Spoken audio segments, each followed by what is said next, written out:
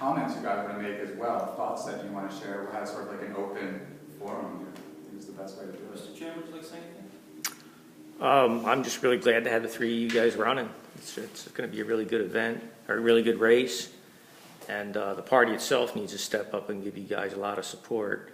And I think if we really try, because it's early still, we really need to sell your race to do things in March and February. People didn't want to listen. Yeah. This early, though, I think we ought to reach out nationally to a lot of well-known libertarians and try to get you guys some financial support. I was thinking, just doing things like this, if we could get videos viral, that's great, because it's good. It's good for the party nationally. Yeah. And maybe we get some media coverage. I've been talking a lot about Glenn Beck. I think he would really help, but if not, maybe Fox News. Maybe CNN would love to have us just to make fun of us. I don't know. And we can make fun of them. Publicity. Exactly. Would Yeah. be publicity. Any publicity is good for us. We'll take anything. Yeah, I guess even if it's negative publicity to a degree, you know, Right. it would all come in handy. Yeah. Maybe even O'Reilly. But there you go. Yeah. Contact Napolitano. Napolitano. Yeah. Yeah. Not Judge Napolitano, or not Janet Napolitano, Oh. Judge Napolitano. Oh, the judge, yeah, he would. He'd Yeah. be very good.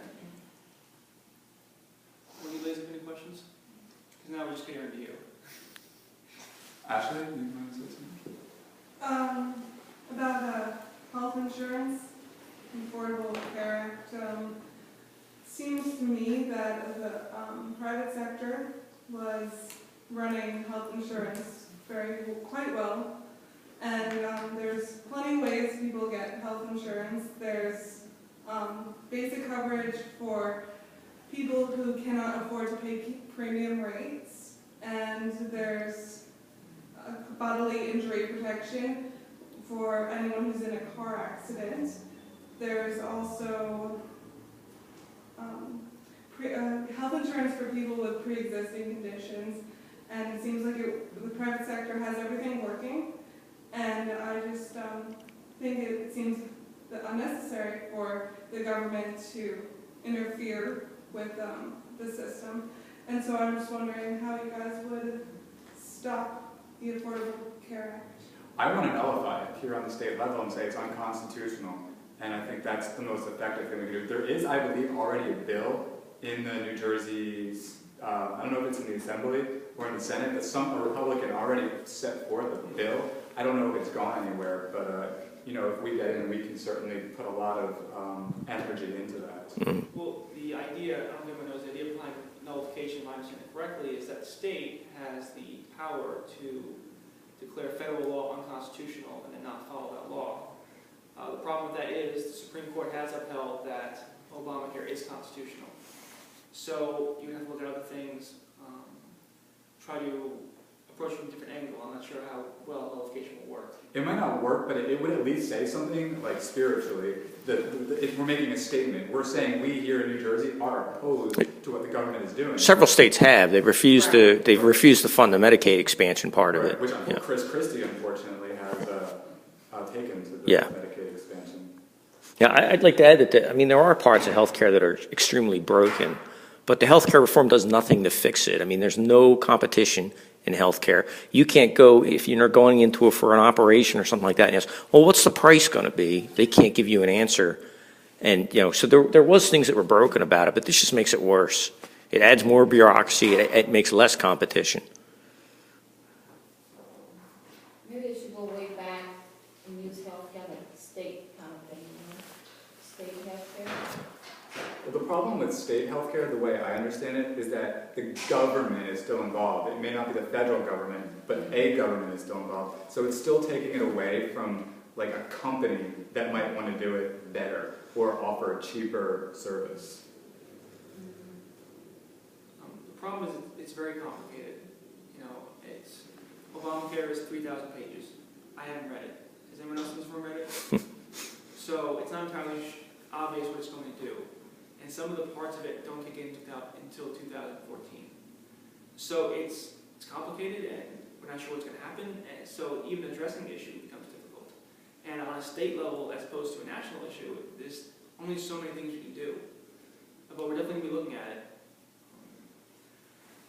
as an example of one of the problems with government health care, my wife Jenny is from Thailand. She's a lawfully admitted permanent resident. And in Thailand, they have government health care. And in the full government health care, the government runs health care of the whole country. And Jenny's mother went for an operation to remove a cyst. And that operation was not successful. So she had to pay another doctor, a private doctor, to do the same operation again, and this time properly.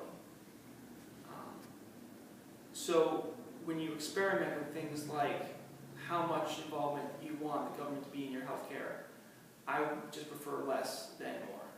And that's an example, that's kind of a warning of things that can't happen. Now, the experience in Thailand is typical with government health care, is there ends up being two tiers of health care. Those for the people who can afford it, and then the public option. The quality of the public option tends to be very low, and there tends to be long waiting lines and a lot of rationing of care. I was just going to say, not only that, then you get into rationing. I believe in Europe, and I don't know if anyone knows the information on this, I believe there is a bit of rationing implemented in England, where they'll just say, too old, we're going to help the young person before the old person. That's the government making that decision.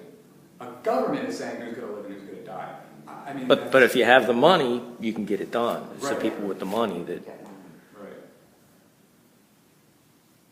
So that's a major concern. What else? Nothing we talked about, state mandates we're looking at, talked about energy tax receipts. That's the biggest issue is just the debt and the taxes. And the idea is there's an economic principle called the Laffer curve. I can't erase that. Basically, the idea is you have a curve, and here is no taxes, and here's 100% taxes.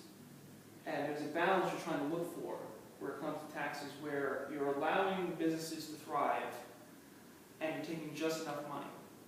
Now, the problem with the Laffer curve is you don't know where you are. But I think right now we're definitely all in agreement that it's too much taxes. And actually what you can do is if you actually lower taxes, you can sometimes raise revenues. And sometimes that concept will blow people's minds. It's just that if you are too burdensome on businesses, then some people will be discouraged from working, and some people can't work, or sometimes businesses can't be started. So sometimes, again, if you lower taxes, sometimes you can actually raise revenues. This is actually why legalizing marijuana is such a genius idea, because you're seeing so much revenue. I mean, I don't smoke marijuana, but I know a lot of people who do. Some people are not as reckless and as crazy as it is depicted as the pothead is. Some are, and so be it. I mean, there are people who get drunk all the time, and those people are. Alcohol is actually worse for your body than marijuana, and we don't want to make alcohol illegal. So just legalize it and tax it, and we will pick up revenue, like Steve said. And then look at that, we just slashed $200 million of spending a year. That would make it easier on the taxpayer. Yes. They don't want that. The number he's talking about is the state of New Jersey spends $200 million per year enforcing drug laws. That's where that number comes from. You were saying... No, they don't. It starts at the top. Right. It starts at the top, and you know where this is going, unfortunately. It starts at the top. It's unfortunate. It's refreshing to see people who want to do something. I'm really taken back by there's not as many people here as I was hoping. Yeah. Honestly. Well, I think that's actually a problem, is getting people activated. The state is apathetic. I mean, 40% of New Jerseyans didn't vote in the presidential election. We're not talking about a mayoral election. You're talking about a presidential election. And most people don't pay any attention till late September, October. It's hard to get people. Over the weekend, we were talking to two people from Massachusetts, and just from talking to those people, it sounded like the whole state was more engaged in politics. The whole state, the schools, the younger children, the high schoolers, they followed politics much more closely than I think people in New Jersey do. A lot of people have just completely given up. Yeah, I think you can't change it. I think that you had said you felt that way. I felt that way last July. Ashley and I went to Dallas, Texas to go to something called Free Pack. People from all over the world. CPAC, wasn't it the see. No, this is a Oh, different Free thing. Pack? It's called Free Pack. It was created, Glenn Beck in partnership with a group called Freedom Works, who unfortunately is not reaching out to us because we're not Republicans. They say we don't have a shot, so therefore we're not helping. But they're wrong. But anyway, getting back to this, is I felt so discouraged after this event because we went here and that was good, but then we came back to New Jersey and it was nobody gave a damn. And you felt like this is it, the country's going to collapse and we just might as well try to get rich somehow and get out of here. But that's not the right thing to do. And I didn't mean to interrupt you, but I felt what you felt too. But that's what we have to find a way to reach out to people who do think that like nothing's going to happen and nothing can be changed. We have to say, yes, it can, and we're doing it. This is our proof. And we hope you understand how it affects you. Because another problem is a lot of people don't know that it is affecting them. I spoke with one guy who said, you know what, I don't have to pay bills for anything. I live with my parents. And I don't feel the consequence. Nothing's more expensive for me. So what is it to me? Maybe when it starts affecting me, it'll make a difference. But, how deeply affected are they going to have to be before we wake up? And our goal is to, get them activated. Jerry, what brought you and Maria here today? What compelled you? You I didn't. It's true. I like some of your ideas, a lot of them. So is it like the articulation of ideas that brings you here? Mhm. Who was it that compelled you to come here? I am 100% fed up. I am 100% fed up. Not that we should want to, but libertarians have a big potential to capitalize on the anger and the fed up against the Republicans and the Democrats, who sometimes are more similar than different. And I think now more than ever we have a big chance to capitalize on that and how people are just so angry and fed up, they're just looking for another choice, and we're hoping to show up and give it to them. I also feel that through the social networks, through Facebook, through the internet in general, Mm-hmm. there is a lot about this Massachusetts stuff that's about to come out. And I absolutely believe that people will start believing it's not Democrat or Republican. It's because that's one and the same. There's no difference anymore. There's no difference between the Democrat and the Republicans. And I think that's in all likelihood, that's going to form something where at least there's still hope. There's still hope with libertarians and younger people coming up wanting to do something.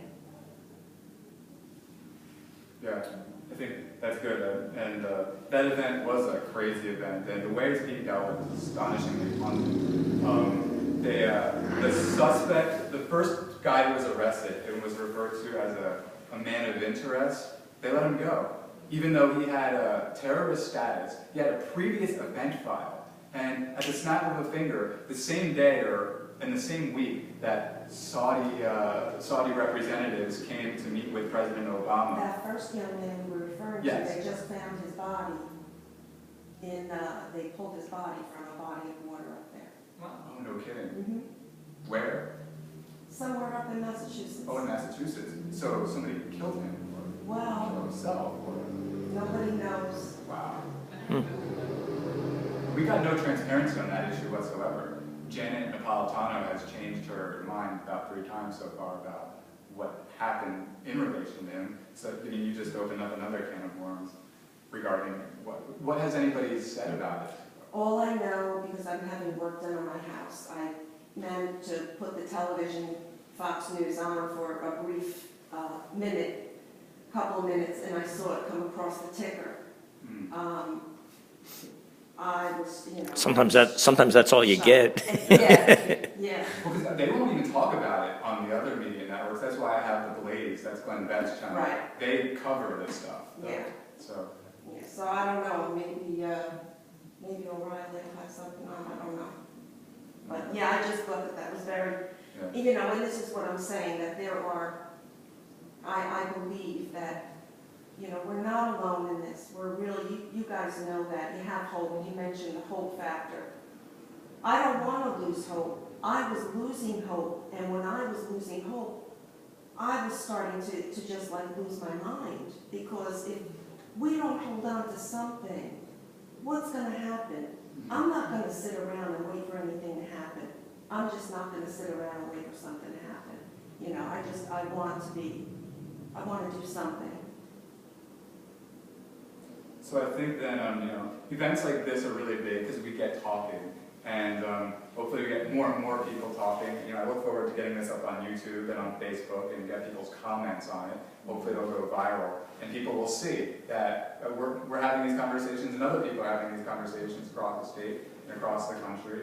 And knocking on people's doors, I find that has been really effective for us. Even though they didn't show up, some folks today, we put a suggestion into their heads. And All right, I'm gonna like keep myself to this, but like, why don't you guys plan